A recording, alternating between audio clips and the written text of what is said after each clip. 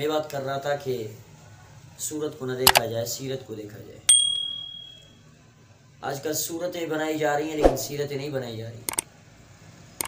سیرتیں بگڑی ہوئی ہیں اور صورتوں میں میک اپ چڑھا جا رہا ہے، صورتوں پہ محنت کی جا رہی ہے، سیرت بگڑی ہوئی ہے۔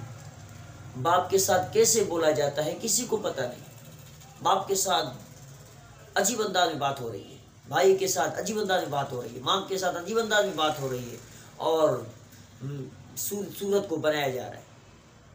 علماء اکرام کے ساتھ بہنوتی کی جا رہی ہے، علماء اکرام کے شکلوں کے، علماء اکرام کی داڑھی، علماء اکرام کے کردار کو اچھالا جا رہا ہے، اسلام کو جو ہے نا اچھالا جا رہا ہے اور صورتیں بنائی جا رہی ہیں۔ عزیزان محترم، جب یہ کام زیادہ ہوگا، سیرتیں بگڑ جائیں گی، صورتیں بنائی جائیں گی، تو یہ دنیا فساد میں پڑ جائے گی۔ کسی بھی بزرگ نے اپنی صورت کو بنانے کی کوشش نہیں کی، اس نے سیرت بنانے کی کوشش کی، اللہ نے صورتیں بنا دی۔ اللہ کہتا ہے میں صورت لا ينظر الى صوركم واموالكم، میں آپ لوگوں کو صورتوں کو نہیں دیکھتا ہوں، سیرت کو اپناؤ۔